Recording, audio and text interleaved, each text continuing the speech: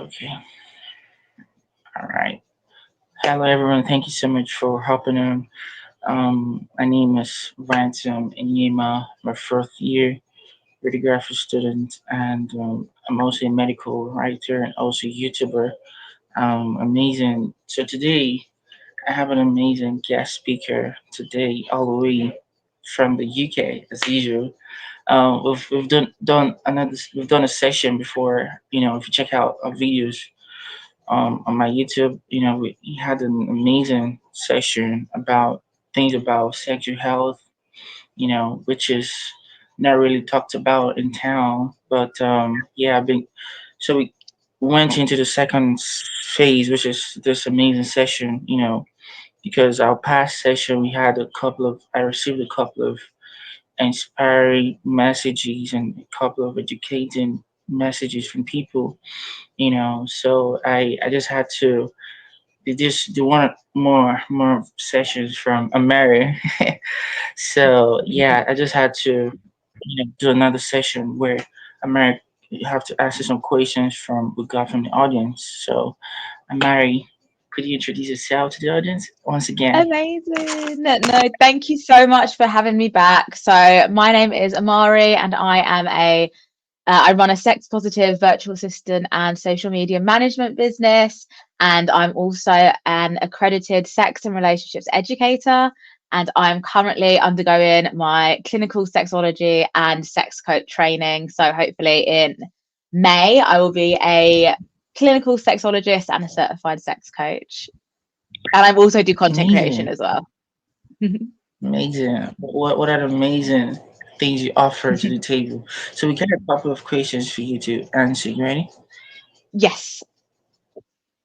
All right. The first question for you is how did you start working as a virtual assistant in the field of sexual well-being and women's rights? So, So, that's quite an interesting story. So I will try and keep it short, but it's a journey. So when I was at university, I studied sociology, and when I was studying sociology, the topics I picked as my like elective topics were all to do with sex, sex work, pornography, feminism, sexism, gendered violence, all things sort of within that remit. So I was able to write some really cool essays. I wrote stuff on like do friends with benefits work in contemporary society, the sexualization of me, the legalization of sex work. So I really sort of got into that niche of sex then while I was studying. And while I was at university, I was also volunteering at three different charities. One of them was a women's charity, one of them was a domestic violence charity, and another one was a sex workers charity. And I was basically just volunteering, doing like admin and social media for them. And at that point at university, that was sort of what I was doing as my volunteer stuff. But I was also working part time as a nursery practitioner. So I was working with like little babies and toddlers, and that was sort of where I was getting my income from, my main money from. So during university, I did the volunteer work as well as working at the nursery, and then I graduated during 2020. So in the middle of a pandemic, I in this country in the UK they didn't close the nurseries, so I was lucky enough to graduate in the middle of a pandemic to a full time job, which I'm so thankful for. So I kind of thought that was the universe telling me that I need to be working with children, I need to be a nursery practitioner, I need to be a teacher. And during COVID, I worked at the nursery and I loved it. I really fell in love with it. So I decided, okay, cool. I am going to be a teacher. So I'm going to do my teacher training. And at this point, I had maybe like 6 years of childcare and education experience behind me. So I did my teacher training year, completely forgot about all the stuff that I did at university and all my volunteer work and things like that, and just focused on childcare and education. So I did that, and then my teacher training year was terrible. It was, I was working 70 hours for free. They don't pay you in the UK. There are routes you can go down to get paid, but it's really difficult. And I became really ill, like physically and mentally. And it got to the end of the year, and I was just so ill. I was so unwell. I got signed off work for like 4 months. And I was like, oh my God, what am I going to do with my life? Because, I feel like I have so much experience in childcare and education. That's all I've wanted to do. That is my main passion. And then I found out that you could teach relationships and sex education. There were loads of charities that offered this. And I thought, oh my God, amazing. So I could still like teach, but I could just teach like childcare. I could just teach, sorry, sex education in like primary and secondary schools. And I thought, okay, amazing. Let me go down like this route. And that's when I became an accredited sex and relationships educator. So I did my training then. And then I applied to a few jobs that were teaching sex ed at schools. And I got a few interviews and things like that. And then I just realized like I was so, I think, traumatized from working in a school and all the stuff that happened that I just realized I couldn't go back into education. So I sort of gotten this qualification and then realized like, oh, like at the time I was still also like physically unwell. I had a few physical issues that also prevented me from kind of like going into schools and things like that. And I was like, oh my gosh, I can't go back into schools full stop, but I've just got this accreditation. Have I just wasted all my money? And anyway, I sort of knew, okay, maybe I want to go back down the sexual health route like I did when I was at university. So I sent off my CV to just loads of sexual health charities. I was just like, hey, I'm looking for like a remote slash hybrid job. Nothing in particular, but here's my CV, here's my skill set. Let me know if anything pops up. And then a few months later, a charity reached out to me and said, hey, we're actually looking for a virtual assistant. It's just 10 hours a month. Would you be interested? You need to register as self-employed. And I thought, okay, yeah, it's just an extra like 10 hours a month, like it's 2 hours a week, nothing exciting, just a little bit of like extra money on the side. So I set up a self-employed and I set up the business name. And then, yeah, a couple months later, I got a second client. I was like, oh, okay, cool. And then I started to work really hard towards the business. And then, yeah, before I knew it, it was my full-time job. And I was doing admin and social media for people in the sexual wellness space. And now here I am now. Amazing, amazing, amazing. You know, first and foremost, thank you so much for, talking us through and how you started working as a virtual assistant in the field of sexual well-being and women's right, which is amazing specialty to venture into. And I love the fact that you knew what you wanted, while in the university, which is an amazing, amazing thing to do. And I believe that you're really going to impact the more in the society at large, not only in the UK but beyond the UK as well. So thank you so much, Amari, for talking us through about that.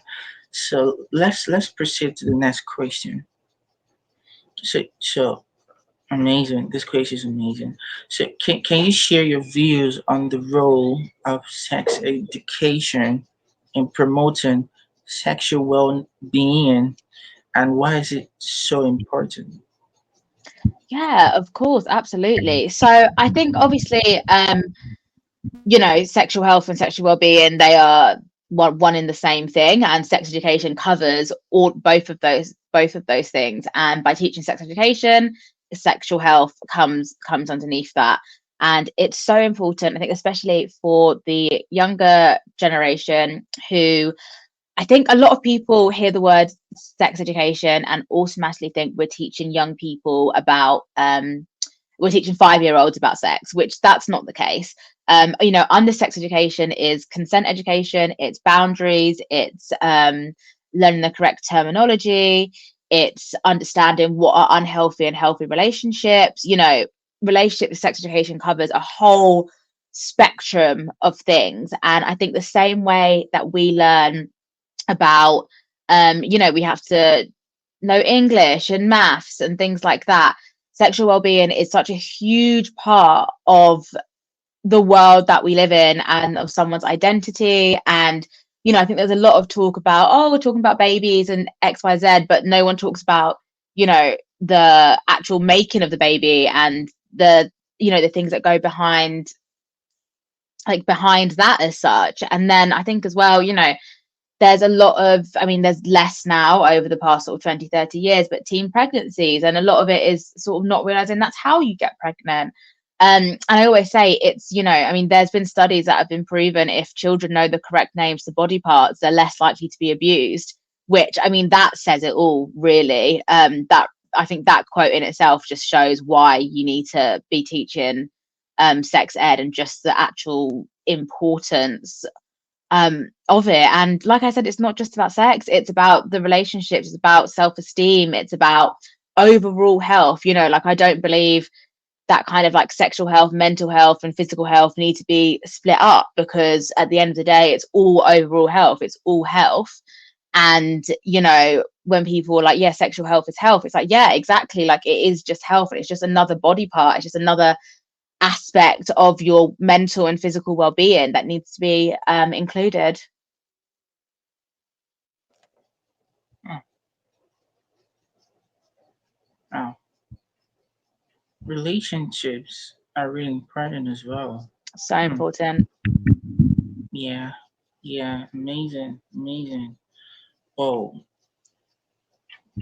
when you shared that story about talking to a 5-year-old about, things related to Mm, sexual well-being or sexual wellness in general, people think otherwise, but it's amazing mm, to hear that you are breaking it down to their own level of mm. knowledge as a 5-year, which is Yeah, amazing. And I believe, exactly. yeah, and I believe that the Mm, audience are really enlightened about, more about that and how you, share views on the roles of, sexual education amongst teens and adults, mm. adolescents as well, in Yeah, promoting, everything is. and why it's important as well. Thank you so Yeah, I was much gonna for say talking. everything is age appropriate. We don't teach, it the whole, if sex education is done properly, it's meant to build on previous knowledge. So for example, what I just said about, when we teach 5-year-olds, when we're teaching them relationship with sex education, we're talking about body parts, we're talking about consent in terms of, oh, if my friend hugs me and I don't like it, I can say no. It's things like that. And oh, is this to recognize bullying and things like that. And then as they get older, it's the names of body parts, it's what happens when you go through puberty, it's periods, it's wet dreams, it's this is how babies are made. Then the older you get, once you get up to secondary school, it's learning how to put a condom on, learning about different forms of birth control, and you build on the education. We don't just say to a 5-year-old, right, this is what sex is, off you go. It's, you if sex education is done properly, it's building, building, building. And then obviously there's adult sex education as well. There's a lot of stuff that adults don't know. So yeah, it's all very much all age appropriate and all builds on top of each other. Yeah, amazing, amazing, so amazing. Thank you so much for talking us through. So that draws us to the next question for you. So, Amari, could you talk us through and how does your training as a sex coach complement your work as a clinical sexologist and a virtual assistant? This is one of the questions one of the audience asked us sent me via was it on Instagram? I guess Oh, was. amazing. So he's curious, or rather, she's curious on how you use your How it training. how it As links. yeah, as a topic there.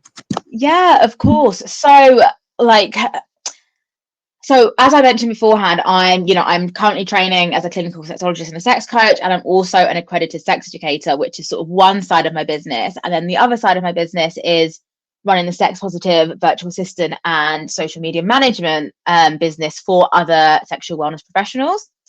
And so for me, it complements each other so well because I have inside knowledge on the industry.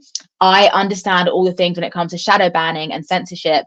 Even when I'm making posts, I don't have to spend hours researching because I have the knowledge in my head. I know all the little nuances and things like that it takes to work in the sexual wellness field because I already work in the sexual wellness field doing a variety of different things. And when I first started my sort of VA and social media management business, I was really nervous to niche down because I wanted to be able to work with anyone and everyone. But then slowly, as I started realizing I was working with people within sexual wellness, I was like, okay, let me actually niche down, because this is like what I'm interested in and what I want to do. I did a lot of women's rights and women's health stuff as well. And then when I started having calls with people, I was getting more and more calls. And that was because people specifically wanted to work with me because I understood the industry, and because I had niche down, it it made me more appealing to work with. So I've had calls with people where they say, oh, I had a VA or I had a social media manager beforehand, but it didn't work out.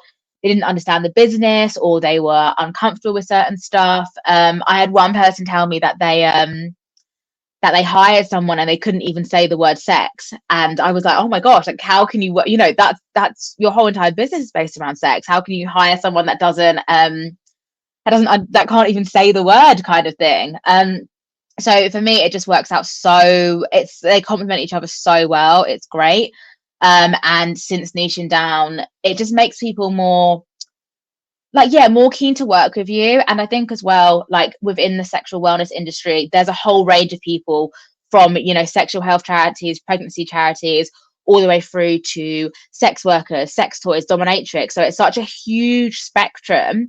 And each of them, some of them, a lot of people might be quite embarrassed to talk about those things, or can't say, like the person I said who couldn't even say the word sex beforehand, whereas I'm, an open book. They don't have to be embarrassed about whatever it is they're talking about, whether it is about sex toys or sex work or sexual health and STIs. They'd have nothing to be embarrassed about, like around me and things like that, because I'm also talking about the same things.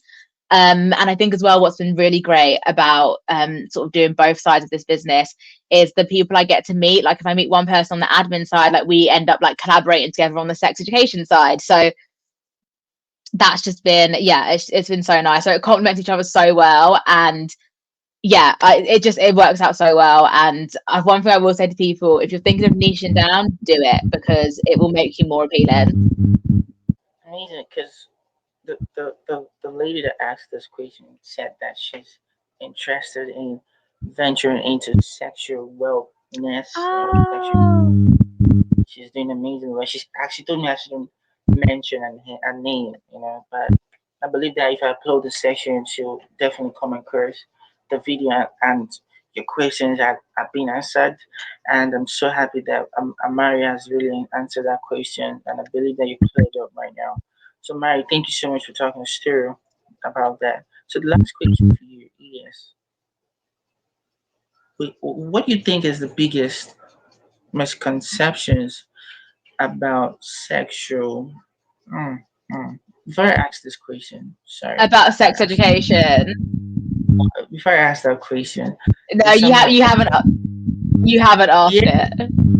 yeah, just before I ask this question, all right, talk us through, you know, when when you talk about things related to sexual education, blah blah blah blah, which is amazing. Do you think that the audience are really adamant about this topic statement? Do you think? What do you mean? So you think in terms of like, are they interested in it? Do they want to hear more about it? Are they? Really enthusiastic about to learn more about Mm, sexual wellness, or yeah, yeah, tell me, I do really, yeah, do you think definitely. Like I wouldn't. I mean, I think the sexual wellness industry is huge. As I mentioned beforehand, it varies from charity stuff to sex toy stuff. It's a massive, massive industry. And I think what people need to remember is nearly everyone in the world is or will have sex at this point, at some point in their life. So it's something that is so kind of ingrained in like the human experience and in just like day-to-day lives, that it is something that people, even if people aren't speaking about it, it's something that they're interested in, it's something that they know about, and it's something that, like I said, nearly everyone Nearly everyone does. So, I think there's the classical sort of marketing phrase where it's like, oh, sex sells. And, the reason why that phrase exists is because it's true. Sex does sell. It is something that, you can see that of any perfume ad with, like, if you look at half the adverts on TV, half the adverts you see on the internet or on billboards, everything is sexualized on social media now. You have access to anything at your fingertips. So yeah, I think it's definitely something that people are interested in. I think as well, if we're talking more about sex education for like young people, like I said, we have the internet now, so they can see anything they want to, like, within a few clicks, which in some ways is amazing, but in many ways it's really not great. So I just think there's a really big need for it. Yeah, and I think that's why content does so well. Amazing, amazing, amazing. Thank you so much for clarifying that, Amari. So that draws me to the next question for you. So what do you think are the biggest misconceptions that need about sexual education that Mm. needs to be addressed? Of course. So I think I kind of touched on this previously in my last in one of the last questions where I spoke about, so I had a conversation with someone and they sort of asked me, oh, like how did you get into sex education, things like that. And I said, oh, I sort of had that interest at university, but when I was doing my teacher training, I would teach sex ed at a primary school level at like sort of like 5 to 6 year olds or 4 to 5 year olds. And immediately this girl was like, oh my God, like, what, you were teaching sex to 5 year olds? And I was like, no, no, no, no, that's not what I was doing. I was like, no, we taught like body parts and like consent and like how to work out if someone's bullying you, like things like that. And she was just like, oh, right, okay, yeah, like that makes more sense. So I think the biggest misconception to a lot of people who are not in the industry, and especially a lot of parents, is sort of what I touched on, is that we think that we're teaching 5 year olds about sex when that's not it. We're teaching them more, it's called relationships and sex education for a reason, and people forget about the relationship part. I mean, up until they're about 9 or 10, it's pretty much all about the relationship part anyway. Um, Before we move on to more of the like biology and the puberty stuff. So I think that would probably be the biggest misconception of just like what their children are actually being taught and just how important it is. And I think that's why sometimes we need to maybe rephrase the, rather than saying just sex education, we need to say like relationship education and then move on to saying sex education, if that makes sense. Mm, mm, mm. Amazing, amazing. Mary, you've been an amazing guest speaker, and I believe that the audience are really enlightened about your narratives on these intriguing questions. And yeah, before we wrap up the session, what are your last words for the audience? Last words for the audience. Oh, that's a good question.